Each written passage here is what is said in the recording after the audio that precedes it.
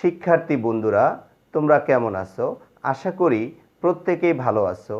আমরা আজকে চলতরিৎ অধ্যায়ের উপর 2017 এবং 18 সালে আসা কিছু সৃজনশীল প্রশ্ন নিয়ে আলোচনা করব।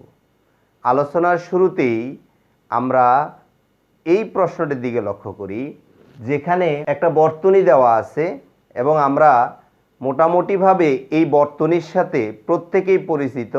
এটি একটি হুইটস্টোন ব্রিজ বর্তনী, যার এবি বাহুতে যে রোধ আছে তা হলো 4 ওহম, বিসি বাহুতে 12 ওহম, এডি বাহুতে 6 ওহম এবং ডিসি বাহুতে 20 ওহম রোধ আছে। এখানে একটা চাবি দিয়ে তার সাথে একটা গ্যালভানোমিটার, যার রোধ হলো 2 ওহম এবং পুরো সার্কিটটির সাথে 12 ভোল্ট কোষ যুক্ত করা আছে। এখন গতে চাবি বন্ধ অবস্থায় চতুর্থ বাহুতে কি পরিমাণ রোধ কিভাবে যুক্ত করলে গ্যালভানোমিটারের মধ্য দিয়ে কোনো তড়িৎ প্রবাহিত হবে না। আর ঘতে যে প্রশ্নটি আছে, বর্তনীর চাবি খোলা এবং বদ্ধ অবস্থায় বিসি বাহুর প্রবাহ একই হবে কিনা গাণিতিকভাবে যাচাই করো। তাহলে আমরা শুরুতেই গ নং প্রশ্নের সমাধান করতে গিয়ে এখানে লিখতে পারি যে এখানে এবি বাহুতে রোধ নামকরণ করলাম পি সমান 4 ওহম, বিসি বাহুতে রোধ কিউ সমান 12 ওহম, এডি বাহুতে রোধ আর সমান 6 ওহম, ডিসি বাহুতে রোধ, যেহেতু এখানে চতুর্থ বাহু রোধের পরিবর্তনের কথা বলা হয়েছে, তাই আমরা চতুর্থ বাহুর রোধকে যেটা যুক্ত করা আছে সেটা হলো S1 ধরে নিয়ে S1 = 20 ওহম। তাহলে আমরা জানি হুইটস্টোন ব্রিজের সাম্য অবস্থায় P/Q = R/S। মানগুলো যদি আমরা বসিয়ে দিই, 4 12 6, কিন্তু এস এর মান সাম্য অবস্থার জন্য যেটা প্রয়োজন সেটা এখানে নেই, আমরা এই এস এর মান বের করব। সুতরাং S = 18 ওহম। এখন S বলে চতুর্থ বাহুর রোধ কমাতে হবে। তাই S2 মানের অপর একটি রোধকে S1 এর সাথে সমান্তরালে যুক্ত করতে হবে। কারণ চতুর্থ বাহুতে যে রোধটা যুক্ত করা আছে তার সাথে যদি সমান্তরালে আরেকটি রোধ যুক্ত করা হয় তাহলে তুল্য রোধ কমে যাবে। আমরা জানি তুল্য রোধের সূত্র অনুসারে 1/S = 1/S1 + 1/S2 বা 1/S2 = 1/S - 1/S1। 1/S এর মান 18 - 1/S1 এর মান 20। লসাগু করে আমরা S2 মান পাই 180 ওহম। সুতরাং চতুর্থ বাহুতে যে রোধটি যুক্ত করা আছে তার সাথে 180 ওহম মানের রোধ সমান্তরালে যুক্ত করলে ব্রিজটি সাম্য অবস্থায় আসবে। ঘ প্রশ্নটি সমাধান করার ক্ষেত্রে আমরা দুই অবস্থায় সার্কিটটি অঙ্কন করব। প্রথমে চাবি খোলা অবস্থায়, পরবর্তীতে চাবি বন্ধ অবস্থায় সার্কিটটি কেমন হবে সেটাও আমরা একে দেখাবো। তো প্রথমে যদি চাবিটি খোলা থাকে তার মানে কি? তার মানে হলো গ্যালভানোমিটার নেই, তার মধ্য দিয়ে কোনো প্রবাহ নেই। আমরা যদি এগুলা মুছে দিই তাহলে বর্তনীটি এরকম একটা বর্তনী হয়। সেই ক্ষেত্রে আমরা এর সমাধানের জন্য কারশফও প্রয়োগ করতে পারি, ওহমের সূত্রও প্রয়োগ করতে পারি। আমরা সহজে ওহমের সূত্রের সাহায্যে যদি সমাধান করতে চাই তাহলে আমরা দেখতে পাচ্ছি এখানে এই চারটা রোধকে আমরা এভাবে যদি নামকরণ করি যে প্রথমে যে রোধটা আছে পি 4 ওহম, দ্বিতীয় রোধটা কিউ 12 ওহম, তৃতীয় রোধটা আর 6 ওহম এবং চতুর্থ রোধটা হলো এস 20 ওহম। তাহলে এই ক্ষেত্রে দেখা যাচ্ছে যে 4 এবং 12 দ্যাট মিন্স পি এবং কিউ এই দুটি রোধ শ্রেণীতে যুক্ত আছে। আর শ্রেণীতে তুল্য রোধ RS1 equal P plus Q equal 4 plus 12 equal 16 ohm. ঠিক একইভাবে এই 6 এবং 20 ওহম রোধ দুটা যেহেতু শ্রেণীতে আছে সেই তুল্য রোধ RS2 equal R plus S equal 6 plus 20 equal 26 ohm. এখন RS1 এবং RS2 যেহেতু সমান্তরালে যুক্ত আছে তাদের তুল্য রোধ 1/RP ইকুয়াল 1/RS1 যোগ 1/RS2 1/16 প্লাস 1/26 26 ইন্টু 16 26 প্লাস 16। সুতরাং RP ইকুয়াল 9.9 ওহম। এই অবস্থায় আমরা যদি বর্তনীর মূল প্রবাহ বের করতে চাই, সুতরাং মূল প্রবাহ I ইকুয়াল টু তড়িৎ কোষ E আর তুল্য রোধ RP ইকুয়াল 12/9.9 ইকুয়াল 1.21 অ্যাম্পিয়ার। যদি এই বিসি বাহুর মধ্য দিয়ে প্রবাহ নির্ণয় করতে চাই তার মানে হলো বিসি বাহুর মধ্য দিয়ে প্রবাহ হলো এ বি সি পথে প্রবাহ, তার মানে RS1 এর মধ্য দিয়ে প্রবাহ। তো আমরা একটা নিয়ম আমরা জানি, যদি মূল প্রবাহ আমাদের জানা থাকে এবং দুইটা রোধ সমান্তরালে যুক্ত থাকে তাহলে যে কোনো একটির মধ্য দিয়ে প্রবাহ যখন আমরা নির্ণয় করতে হয় সেই প্রবাহের মান আমরা দিলাম I BC ইকুয়াল। তাহলে এই ক্ষেত্রে আমরা RS1 এবং RS2 যেহেতু সমান্তরালে আছে তাই আমরা লিখতে পারি যার মধ্য দিয়ে প্রবাহ তার বিপরীতটা রোধ, অর্থাৎ RS2/RS1 প্লাস RS2 ইন্টু মূল প্রবাহ I। এই ক্ষেত্রে আমরা যেটা দেখতে পাচ্ছি RS2 26 16 plus 26 into 1.21 equal to 0.75 ampere. অর্থাৎ বর্তনীর চাবি যখন খোলা আছে ওই অবস্থায় বিসি বাহুর মধ্য দিয়ে প্রবাহ হবে 0.75 অ্যাম্পিয়ার।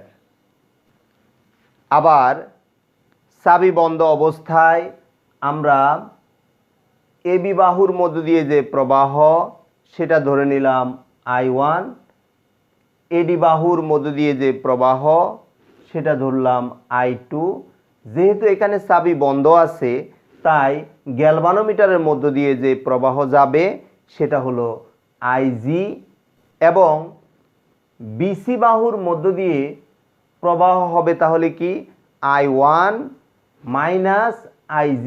অর্থাৎ এখানে যদি আমরা কারশফের প্রথম সূত্রের কথা বিবেচনা করি তাহলে দেখা যাচ্ছে এই বি বিন্দুতে প্রবাহ আসলো I1, বিডি পথে গেল IG, তাহলে বাকি অংশটুকু অর্থাৎ I1 মাইনাস IG যাবে হলো বিসি বাহুর মধ্য দিয়ে।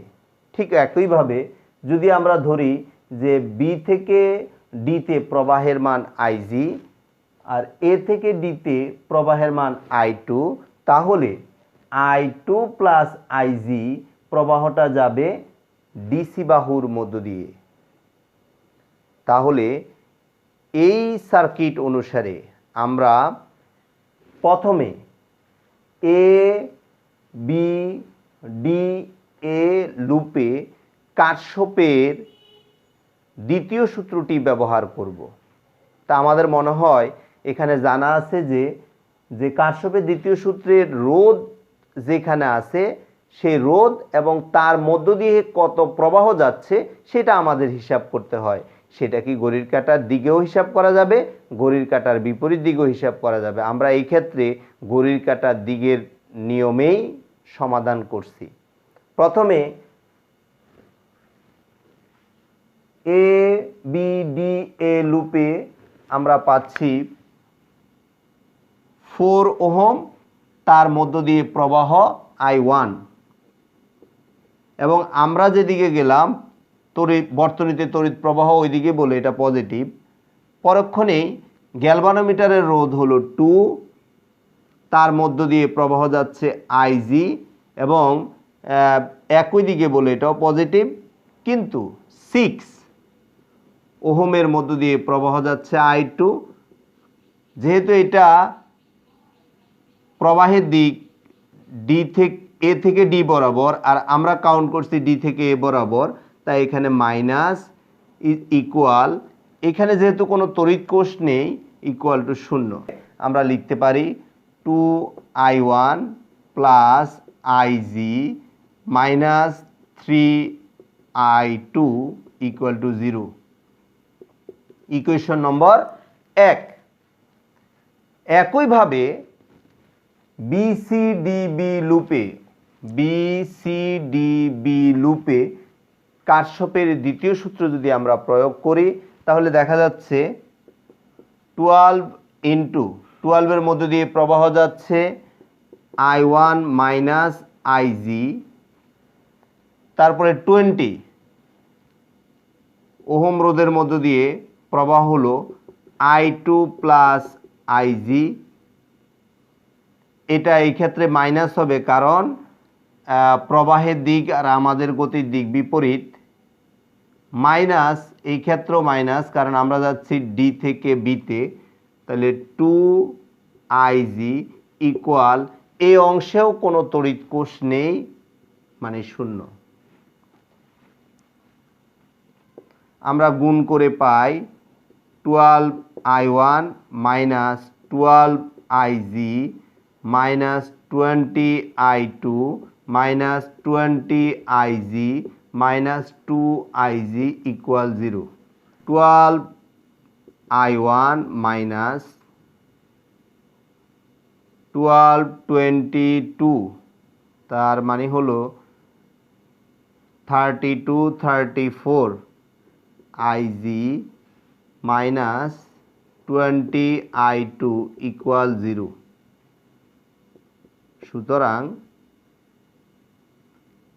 6I1 minus 17IG minus 10I2 equal 0। Equation number 2। যেহেতু 1 নং এবং 2 নং সমীকরণে 3টি করে অজানা রাশি আছে, তাই আমাদের এই সমীকরণগুলোর সমাধান করতে হলে সমীকরণও 3টি প্রয়োজন। আমরা এখন পর্যন্ত 2টি সমীকরণ ব্যবহার করলাম বা বের করলাম। এখন আরেকটি লুপ নিব আমরা, এ ডি সি ই এ লুপে আমরা কারশফের দ্বিতীয় সূত্রটি অ্যাপ্লাই করব। 6I2 plus 20I2 plus IG is equal 12 বা 6I2 plus 20I2 plus 20IG equal 12। বা 20 Ig প্লাস 26I2 ইকুয়াল 12। সুতরাং 10Ig প্লাস 13I2 ইকুয়াল 6।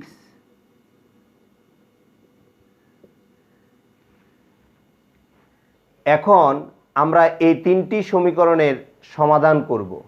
তা আমরা জানি সমীকরণ সমাধানের অনেকগুলা নিয়ম আছে, প্রতিস্থাপন, অপনয়ন, বজ্রগুণন অথবা নির্ণায়ক।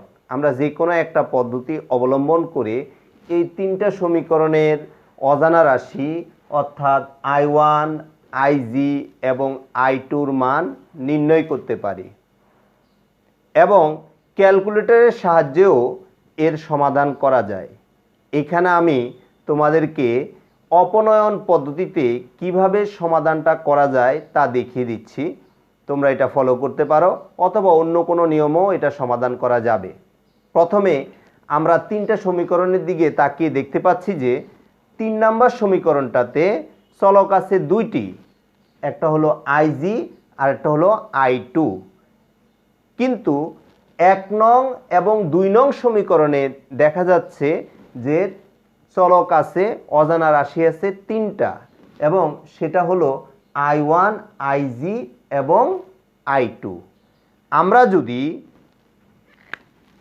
1 নং সমীকরণকে 3 দ্বারা গুণ করে তা হতে 2 নং সমীকরণ বিয়োগ করি তাহলে আমরা কি লিখতে পারি দেখো, 6I1 plus 3Ig minus 9I2 equal 0। যেহেতু আমরা বিয়োগ করব তাই আমরা লিখতে পারি 20Ig plus I2 equal 0। Equation number 4। এখন 3 নং এবং 4 নং সমীকরণ থেকে আমরা যদি এইভাবে করি যে আমরা I2-কে অপসারণ করব তাহলে 3 বিয়োগ 4 গুণ 13 করে পাই 10Ig প্লাস 13I2 ইকুয়াল 6। আর 4 নংকে 13 দ্বারা গুণ করব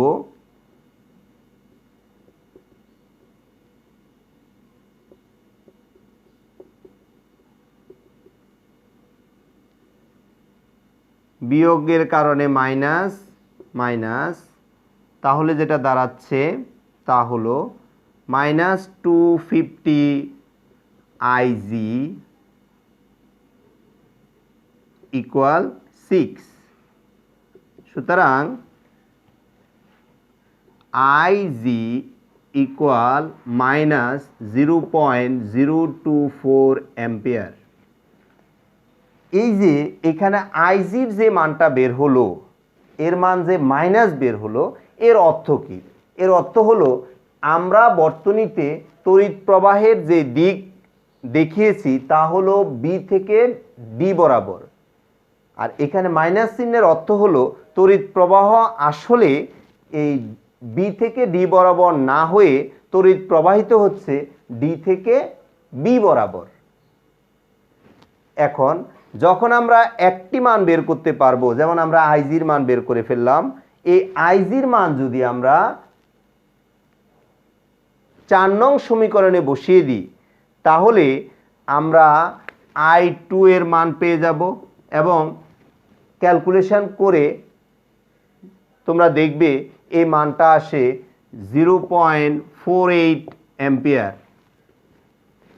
তো এখন Ig এবং I2 এর মান আমরা যদি 1 নং সমীকরণ অথবা 2 নং সমীকরণে যে কোনো একটাতে বসাই তাহলে আমরা I1 এর মান বের করতে পারবো 0.732 অ্যাম্পিয়ার। তো তো এভাবে আমরা যে কারশফের সূত্র প্রয়োগ করে সমীকরণ বের করে তার সমাধান করলাম। এখন আমাদেরকে বলা হলো যে এই বিসি বাহুর মধ্য দিয়ে প্রবাহ কত। সুতরাং বিসি এর মধ্য দিয়ে প্রবাহ I1 মাইনাস আইজি। I1 এর মান হলো 0.732 অ্যাম্পিয়ার আর আইজির মান হলো মাইনাস 0.024 অ্যাম্পিয়ার।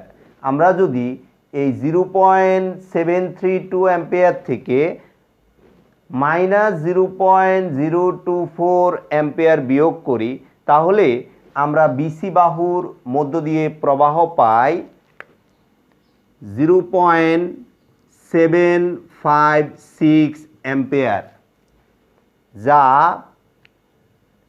চাবি খোলা থাকা অবস্থায় প্রবাহের তুলনায় সামান্য বেশি। সুতরাং আমরা বলতে পারি চাবি খোলা এবং বন্ধ অবস্থার মধ্যে বন্ধ অবস্থায় প্রবাহের মান সামান্য বৃদ্ধি পাবে। আমরা আজকের লেকচারের দ্বিতীয় সৃজনশীল নিয়ে আলোচনা শুরু করব। বোর্ডে আমরা যে প্রশ্নটি দেখতে পাচ্ছি সেখানে E1 তড়িৎ কোষের সাথে 100 ওহম মানে দুটা রোধ শ্রেণীতে যুক্ত আছে এবং বর্তনীটির নামকরণ করা আছে পি বর্তনী। পাশে E2 তড়িৎচালক শক্তির একটা তড়িৎ কোষের সাথে 100 ওহম মানে দুটি রোধ সমান্তরালে যুক্ত আছে এবং এই বর্তনীটির নামকরণ করা হয়েছে কিউ বর্তনী। তো উদ্দীপকে বলা আছে পি এবং কিউ দুটি বর্তনী যার প্রত্যেকটিতে রোধযুক্ত তারের দৈর্ঘ্য 0.5 মিটার, মানে যে অংশে রোধ আছে এই যে এতটুকুর দৈর্ঘ্য 0.5 মিটার এবং ব্যাসার্ধ 0.2 সেন্টিমিটার। বর্তনী দুটিতে একই সময় ধরে তড়িৎ প্রবাহিত হচ্ছে। তাহলে আমরা এই উদ্দীপকের আলোকে যে দুটি প্রশ্ন সমাধান করতে হবে তার একটি হলো গ, উদ্দীপক অনুসারে যে কোনো তারের আপেক্ষিক রোধ নির্ণয়। এখন যে কোনো তার বলতে এখানে বোঝানো হচ্ছে যে এখানে প্রত্যেকটি তারের দৈর্ঘ্য একই রকম এবং তাদের ব্যাসার্ধ একই রকম। সুতরাং আমরা যে কোনো একটা তারের আপেক্ষিক রোধ নির্ণয় করতে পারি। দ্বিতীয় আরেকটি প্রশ্নে যেটা বলা আছে ঘ, পি এবং কিউ বর্তনীতে একই সময়ে সমপরিমাণ তাপ উৎপন্ন হতে হলে তড়িৎচালক শক্তি E1 এর মান E2 এর চেয়ে বেশি না কম হবে গাণিতিকভাবে সেটা আমরা যাচাই করব। তাহলে চলো আমরা প্রথমে গ নং প্রশ্নের সমাধান করি। উদ্দীপক থেকে আমরা যে মানগুলা পাই তা হলো প্রত্যেকটি তারের দৈর্ঘ্য L সমান 0.5 মিটার, ব্যাসার্ধ R দ্বারা প্রকাশ করলাম যার মান হলো 0.2 সেন্টিমিটার। সেন্টিমিটারকে মিটারে নেওয়ার জন্য 10⁻⁻² দিয়ে গুণ করলাম। এখন আমরা জানি একটা তারের ব্যাসার্ধ যদি R হয় তার প্রস্থচ্ছেদের ক্ষেত্রফল A সমান হবে পাই R স্কোয়ার।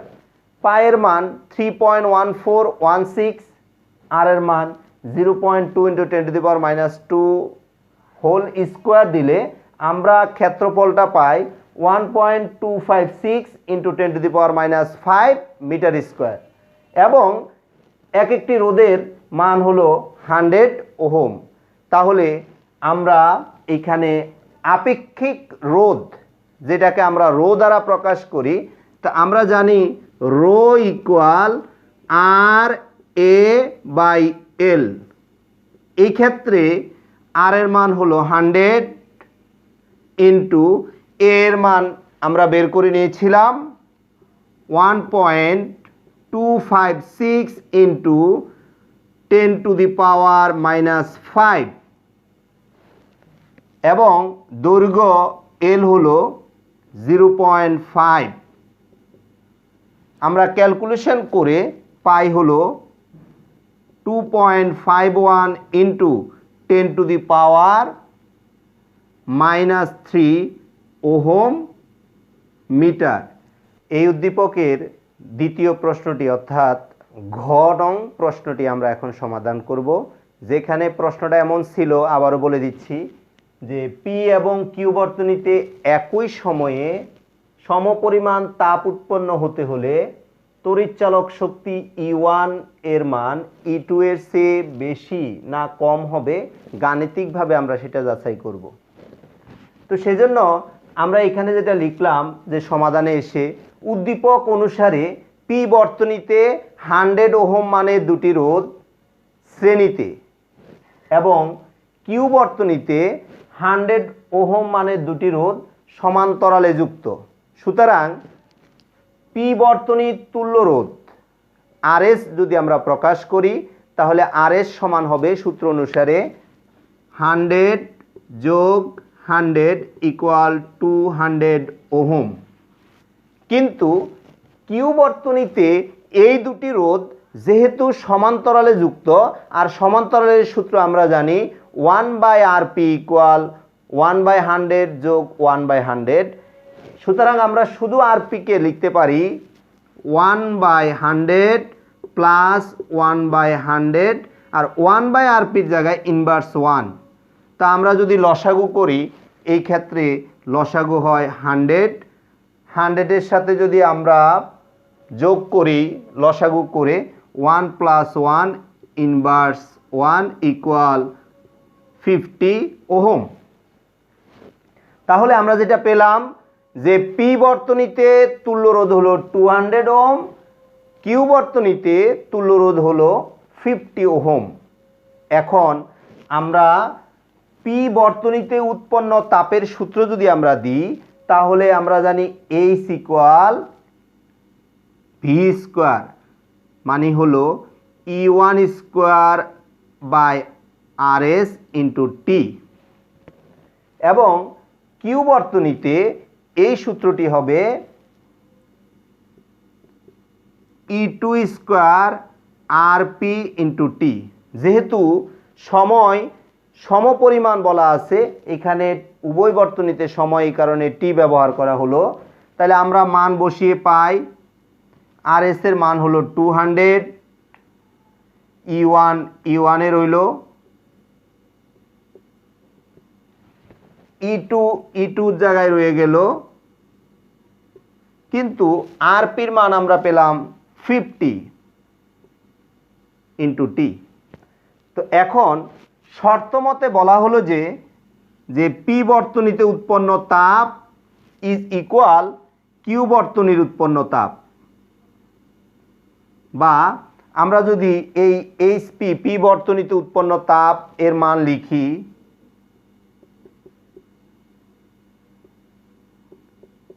সমান সমান কিউ বর্তনীতে উৎপন্ন তাপ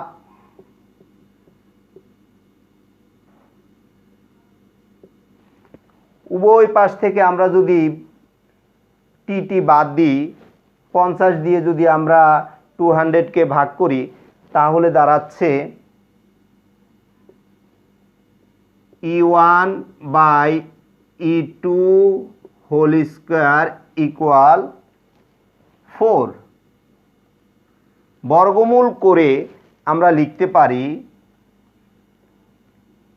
E1 সমান 2E2। সুতরাং E1 গ্রেটার দেন E2। অর্থাৎ আমরা এই ক্ষেত্রে বলতে পারি যে সমপরিমাণ তাপ উৎপন্ন হতে হলে তড়িৎচালক শক্তি E1 এর মান E2 এর চেয়ে বেশি হতে হবে। আশা করি আমরা আজকের আলোচনা মোটামুটি বুঝতে পারলাম। এখানে সংক্ষেপে চলতরিত অধ্যায়ের কিছু সৃজনশীল দেখানো হলো। এভাবে তোমরা আরও অনেকগুলো সৃজনশীল প্র্যাকটিস করলে এই চলতরিতের উপরে তোমার যেই দক্ষতা সেটা আরও বৃদ্ধি পাবে। এই চলতরিত অধ্যায়টি আমরা নানাভাবে আমাদের উপকারে আসবে। তার মধ্যে একটা হলো, আমরা যদি বোর্ড পরীক্ষার কথা চিন্তা করি, চলতরিত অধ্যায় থেকে সৃজনশীল হবেই। আমরা যদি ভর্তি পরীক্ষার কথা চিন্তা করি, সেখানেও এই অধ্যায়টি দ্বিতীয় পত্রের সবচেয়ে গুরুত্বপূর্ণ অধ্যায়। সুতরাং তোমরা বেশি বেশি চলতরিতের উপরে প্র্যাকটিস করে চলতরিতের দক্ষতা অর্জন করবে। ইনশাআল্লাহ তোমরা সফল হবেই। আজ এ পর্যন্তই। সবাই ভালো থেকো। আল্লাহ হাফেজ।